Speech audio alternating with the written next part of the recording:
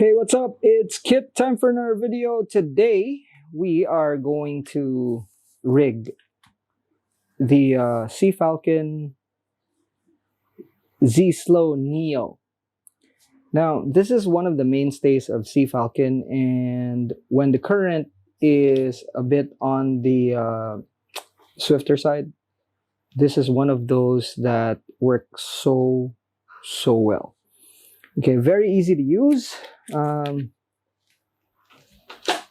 Takes well to the current, and it has a very nice sliding action. We're gonna rig the 400 grams just so it's easy to see for everyone. All right, so go ahead and open this. Now I am going to actually show you how to tie an assist hook, but I'm only gonna show you the binding part because I believe that's the most important bit, and then you can go ahead and finish. There's videos in the channel that actually show how to do it from start to finish, which I will link, but just for the sake of expedience, I'm going to show you exactly how to start it, and then after that you can go ahead and find that video. So, or click on the link if you want the full details of the video. Okay, so now again, just a little reminder when you're choosing hooks.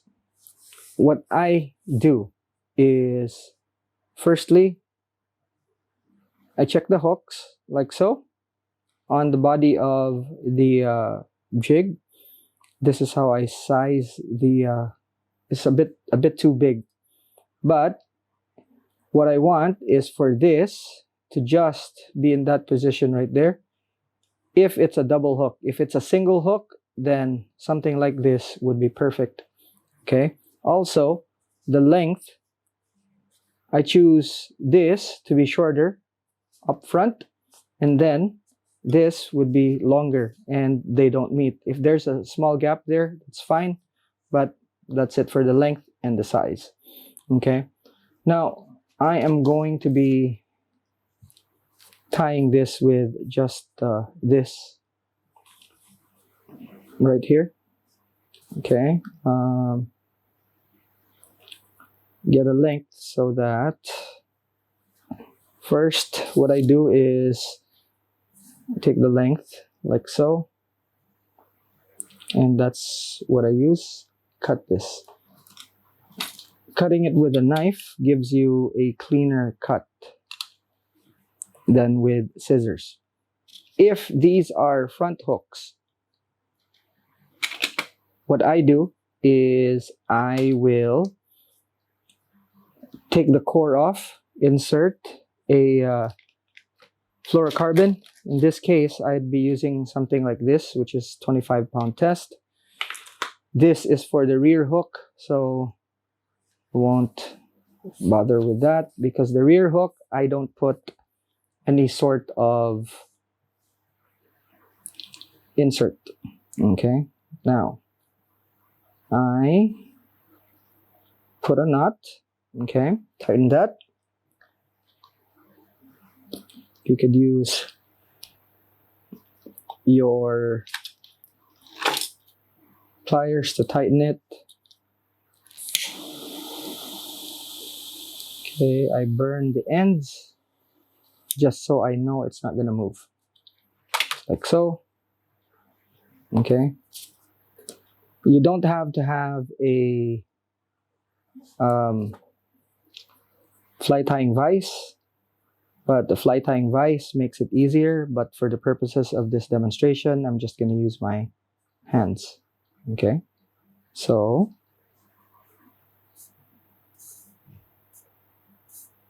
make sure you have touching turns.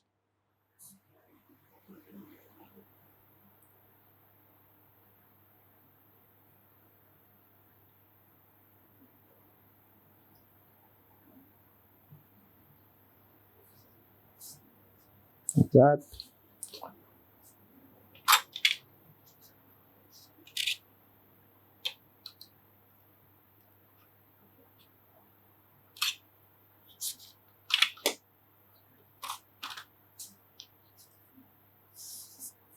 Okay. Now, align with the tip.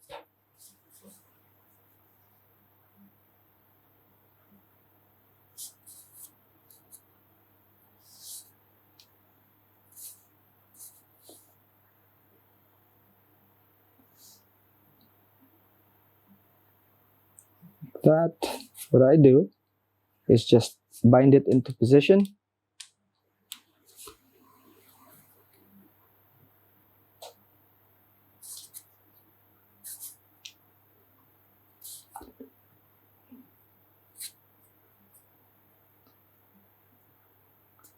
And then the main binding. Now, this layer is very important so that it doesn't slip. Okay, always remember, especially with spade heads, you tie in on the inside of the hook.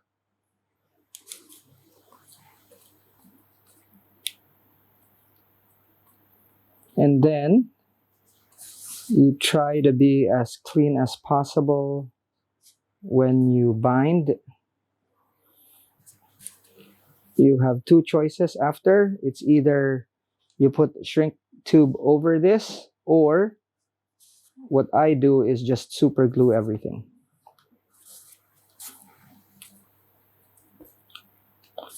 This is the fastest way to secure it, and also a very fast method.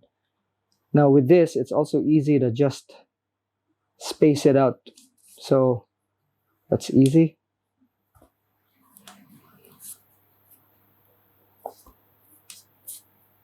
There we go. That's nice and tight, relatively clean. Pull, okay. You could do half hitches, or if you know how to do a whip finish, go ahead and do a whip finish. I do a whip finish here.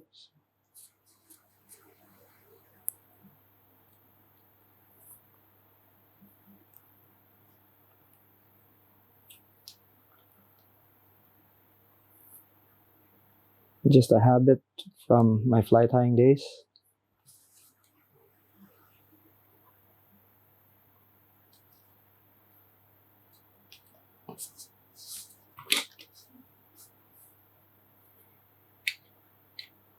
I often leave a tag so that I can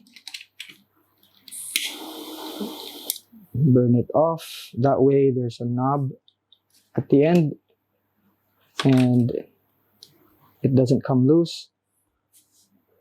Then super glue, that's it. Then you could take your solid ring. There's several ways to secure it, so that's another one way there. Okay, you can secure that, or what you could do is tie another hook first, which requires you to make a knot here. At this point, this is also the time where you could adjust the length if you want, and then match it with the length for the jig, like this one here.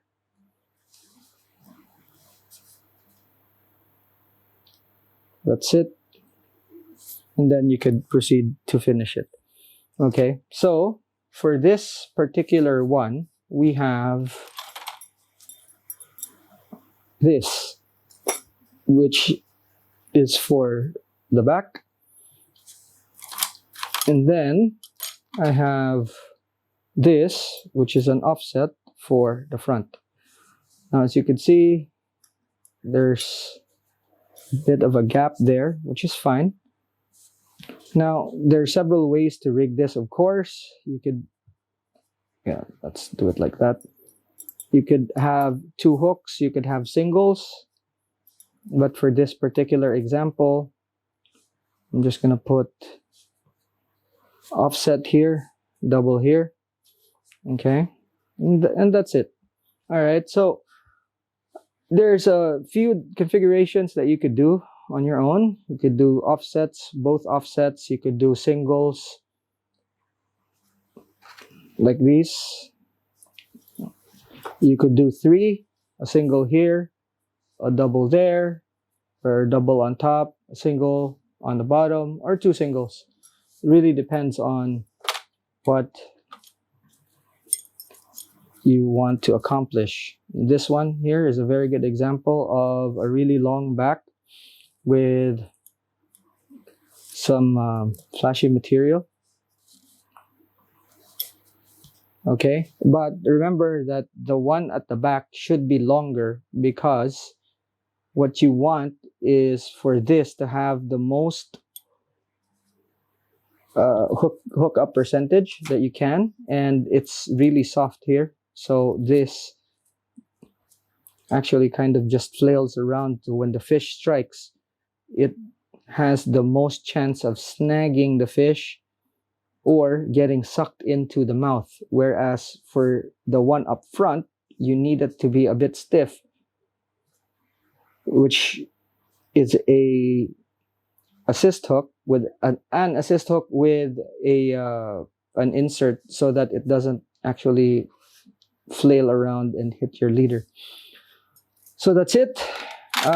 If you've got questions, go ahead and comment below, and I'll get back to you. But it's a pretty straightforward way of rigging the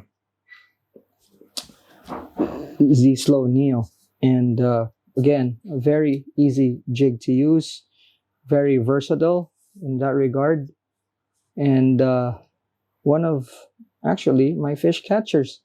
All right, so that's it for now. Thanks so much for watching. See you in the next one. Oh, by the way, if you like the video, please give it a like. It helps me out a lot. Share if you want to share it, and yeah, that's it. Thanks so much again. I'll see you in the next one. Class dismissed.